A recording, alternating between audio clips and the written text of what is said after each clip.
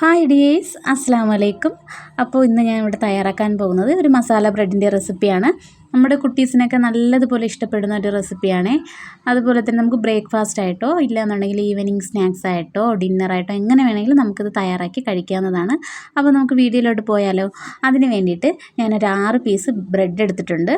അപ്പോൾ നിങ്ങൾക്ക് എത്രയാണ് ആവശ്യം അതിനനുസരിച്ച് എടുത്താൽ മതി. ഞാനിപ്പോൾ ഒരു 6 പീസ് ബ്രെഡിലാണ് ഇത് തയ്യാറാക്കുന്നത്. അത് ഇതുപോലെ ചെറിയ പീസായിട്ട് ഞാൻ കട്ട് ചെയ്തെടുത്തിട്ടുണ്ട്. അപ്പോൾ ഇനി ഇതൊരു പാനിലേക്ക് ഇട്ടിട്ട് നമുക്ക് ഫ്രൈ ചെയ്തെടുക്കാം.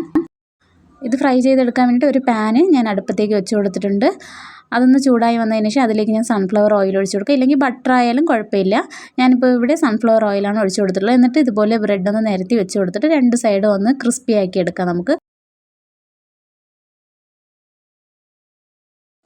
ഇനി അതേ സെയിം പാനിലേക്ക് കുറച്ചും കൂടി സൺഫ്ലവർ ഓയിൽ ഒഴിച്ചു കൊടുത്തിട്ട് ഒരു സവാള, ഞാൻ മീഡിയം സൈസിലുള്ള സവാളയാണ് എടുത്തിട്ടുള്ളത്. അത് ചെറുതായിട്ട് ഇതുപോലെ ഒന്ന് കട്ട് ചെയ്തിട്ട് നമുക്ക് ആ എണ്ണയിലേക്ക് ചേർത്തിട്ട് നന്നായിട്ടൊന്ന് വഴറ്റി കൊടുക്കാം. ഇനി ഇതിലേക്ക് ഞാൻ ചേർത്ത് കൊടുക്കുന്നത് 1 ടീസ്പൂൺ ഇഞ്ചി വെളുത്തുള്ളി പേസ്റ്റാണ്. അപ്പോൾ അതും കൂടി ചേർത്ത് കൊടുത്തിട്ട് നമുക്ക് നന്നായിട്ടൊന്ന് വഴറ്റി കൊടുക്കാം. അതിൻ്റെ പച്ചമണം മാറിയതിന് ശേഷം ഇതിലേക്ക് ഒരു തക്കാളി ചെറുതായിട്ട് കട്ട് ചെയ്തതും കൂടി ചേർത്ത് കൊടുത്തിട്ട് നന്നായിട്ട് വഴറ്റി കൊടുക്കാം. എന്നിട്ട് നമുക്കിതിലേക്ക് പൊടികൾ ചേർത്ത് കൊടുക്കാം. ചിക്കൻ മസാല, ഗരം മസാല, പെരിഞ്ജീരകപ്പൊടി, മുളക് പൊടി, മഞ്ഞൾപ്പൊടി എല്ലാം ഞാൻ ഓരോ ടീസ്പൂൺ വീതം ചേർത്ത് കൊടുത്തിട്ടുണ്ട്. എന്നിട്ട് നന്നായിട്ടൊന്ന് വഴറ്റി കൊടുക്കാം. ഞാനിതിലേക്ക് പച്ചമുളക് ചേർത്ത് കൊടുത്തിട്ടില്ല. മുളക് പൊടി എരിവിനനുസരിച്ച് ചേർത്ത് കൊടുത്താൽ മതി.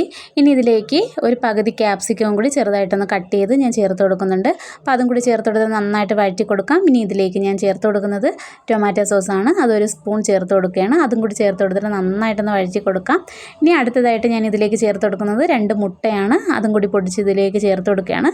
നിങ്ങൾക്ക് വേണമെങ്കിൽ കൂടുതൽ മുട്ടയും ചേർത്ത് കൊടുക്കാം. ഞാനിപ്പോൾ ഇവിടെ 2 മുട്ടയാണ് എടുത്തിട്ടുള്ളത്. എന്നിട്ട് നന്നായിട്ട് ഇതുപോലെ ഒന്ന് ചിക്കിയെടുക്കാം.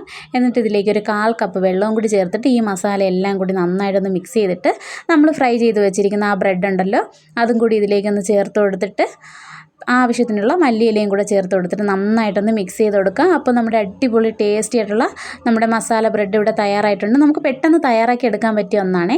ഇതുപോലെ നന്നായിട്ട് മിക്സ് ചെയ്ത് കൊടുത്തിട്ട് നമുക്ക് സെർവ് ചെയ്യാവുന്നതാണ്. അപ്പോൾ നല്ല ഈസി ആയിട്ടുള്ള റെസിപ്പിയാണ്. എല്ലാവരും ട്രൈ ചെയ്ത് നോക്കണേ.